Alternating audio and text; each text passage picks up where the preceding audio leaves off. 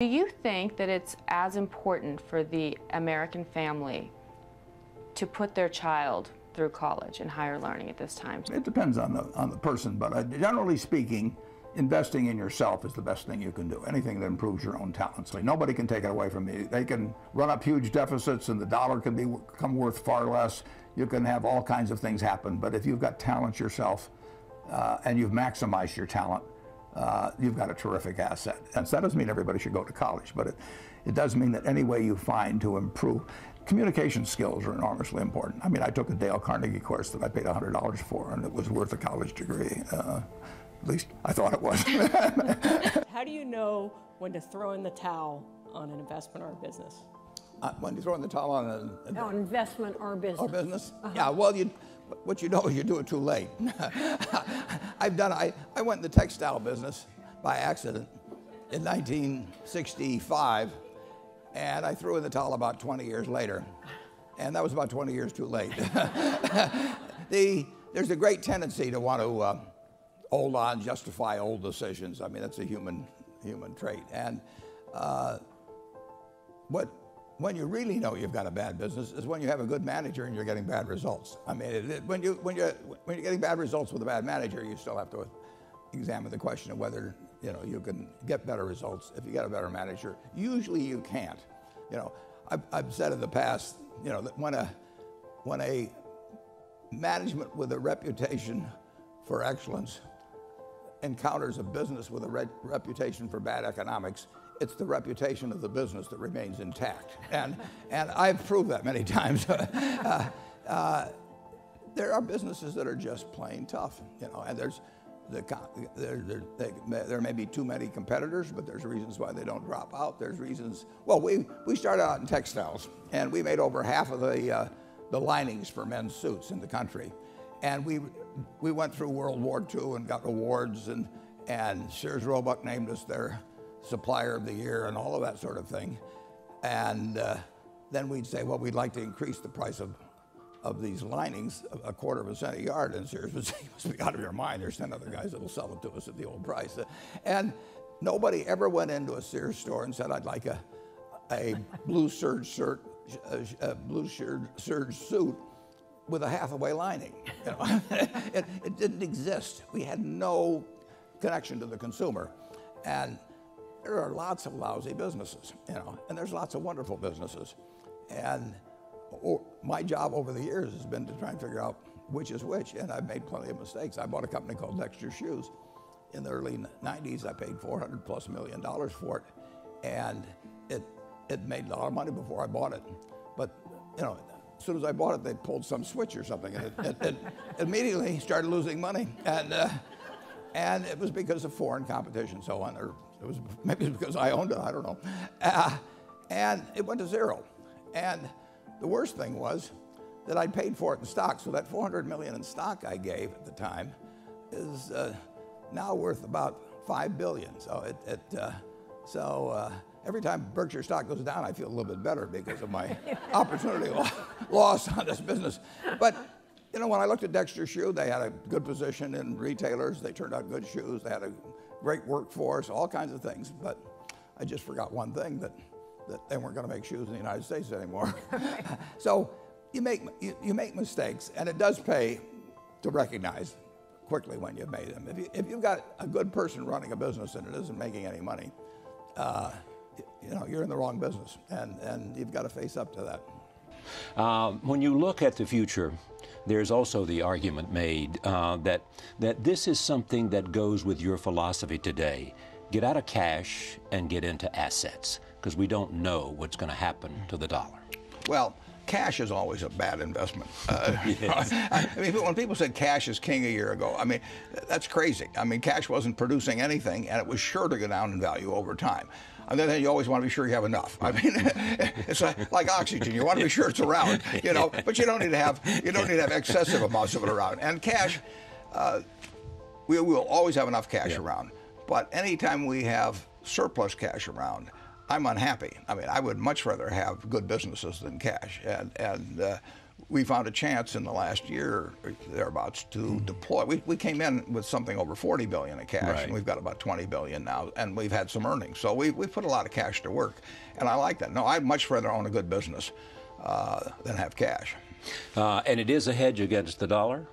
Well, you can say all assets are a hedge against the dollar. I mean, but all you know is that the dollar is going to be worth less 10, 20, 30 years from now. I say worth less, not worthless. Right. You want to watch that.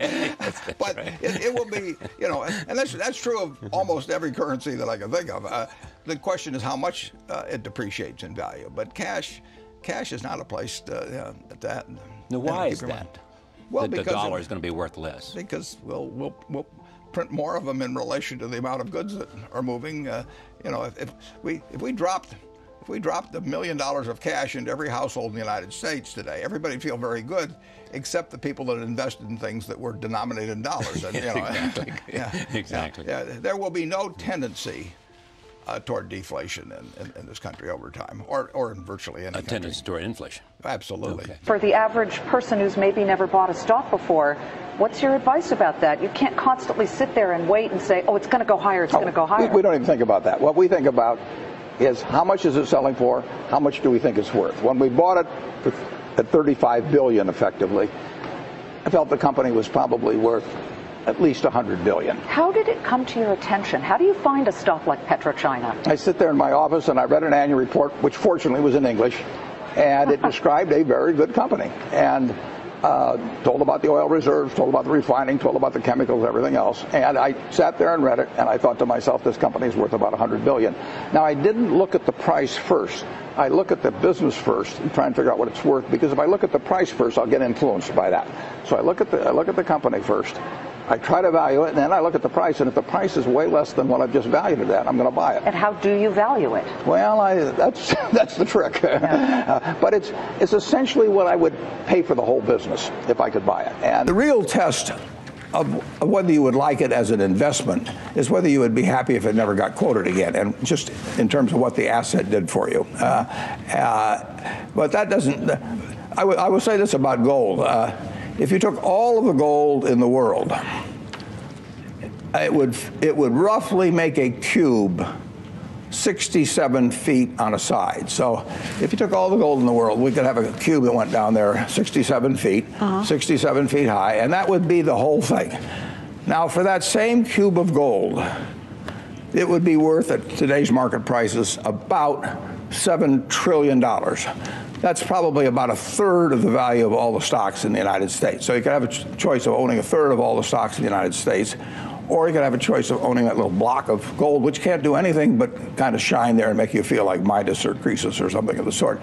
Now, for $7 trillion, there are roughly 1 billion acres of farmland in the United States. They're valued at about $2.5 trillion. It's about half the continental United States is farmland. You could have all of the farmland in the United States. You could have about 7 Exxon Mobils, and you could have $1 trillion of walking around money. And if you offered me the choice of looking at some 67-foot cube of gold and looking at it all day, you know, and maybe touching it, and fondling it occasionally, you know, and then saying, you know, do something for me, and it says, I don't do anything, I just stand here and look pretty. And the alternative to that was to have all the farmland in the country, everything, cotton, corn, soybeans, 7 Exxon Mobils, just think of that, add $1 trillion of walking around money. You know, maybe call me crazy, but I'll take the farmland and the Exxon Mobils. The most important thing is to be able to define which ones you can come to an intelligent decision on and which ones are beyond your capacity to evaluate. You don't have to be right about thousands and thousands and thousands of companies. You only have to be right about a couple. I met Bill Gates on July 5th, 1991. We were out Seattle, and Bill said, you've got to have a computer. And I said, why? And he said, well, he said, you can do your income tax on it. I said, I don't have any income. Berkshire doesn't pay a dividend. He said, well, you can keep track of your portfolio. And I said, I only have one stock. I said, and he says, it's going to change everything. And And I said, well, will it change whether people chew gum? And he said, well, probably not. And I said, well, will it change what kind of gum they chew? And not. And I said, well, then I'll stick to chewing gum and you stick to computers, you know. I don't have to understand all kinds of business. There's all kinds of business I don't understand. But there's thousands of opportunities there. I did understand the Bank of America, you know, and I'll be able, I'm able to do that. I'm able to understand some given percentage. But Ted Williams wrote a book called The Science of Hitting. And in The Science of Hitting, he's got a diagram, shows him at the plate. And he's got the strike zone divided into 77 squares, each the size of a baseball. And he says, if I only swing at pitches in my sweet zone, which he shows there, and he has what his batting average would be, which is 400. If he had to swing at low outside pitches, but still in the strike zone, his average would be 230. He said the most important thing in hitting is waiting for the right pitch. Now, he was at a disadvantage because if the count was 0-2 or 1-2 or so on, even if that ball was down where he was only going to bat 230, he had to swing at it. In investing, there's no called strikes. People can throw Microsoft at me and, you know, you name it, any stock, General Motors, and I don't have to swing. And nobody's going to call me out on called strikes. I only get a strike called if I swing at a pitch and miss. So I can wait there and look at thousands of companies day after day, and only when I see something I understand and when I like the price at which it's selling, then if I swing, if I hit it, fine. If I miss it, it's a strike. But it's an enormously advantageous game. And it's a terrible mistake to think you have to have an opinion on everything. You only have to have an opinion on a few things. In fact, I've told students, if when they got out of school, they got a punch card with 20 punches on it, and that's all the investment decisions they got to make in their entire life, they would get very rich because they would think very hard about each one. And you don't need 20 right decisions to get very rich. You know, 4 or 5 will probably do it over time. So I don't worry too much about the things I don't understand. If you understand some of these businesses that are coming along and can spot things on, if you can spot on Amazon, for example, I mean, it's a tremendous accomplishment what Jeff Bezos has done. And I tip my hat to him. He's a wonderful businessman. He's a good guy, too. But could I have anticipated that he would be the success and 10 others wouldn't be? I'm not good enough to do that. But fortunately, I don't have to. You know, I don't have to form an opinion on Amazon. And I did form an opinion on the Bank of America, and I formed an opinion on Coca-Cola. I mean, Coca-Cola's been around since 1886. There's 1.8 billion 8-ounce servings of Coca-Cola products sold every day. Now, if you take 1 penny and get 1 penny extra, that's $18 million a day. And 18 million times 365 is 7 billion, 3 less 730 billion, or $6,570 million. So annually, $6,570 million from 1 penny. Do you think Coca-Cola is worth a penny more than, you know, Joe's Cola? I think so. So, you know, and I've got about 127 years of history that would indicate it. So those are the kind of decisions I like to make. And you may have an entirely different field of expertise than I would have, and probably much more up to date in terms of the kind of businesses that we're seeing evolve. And you can get very rich if you just understand a few of them and understand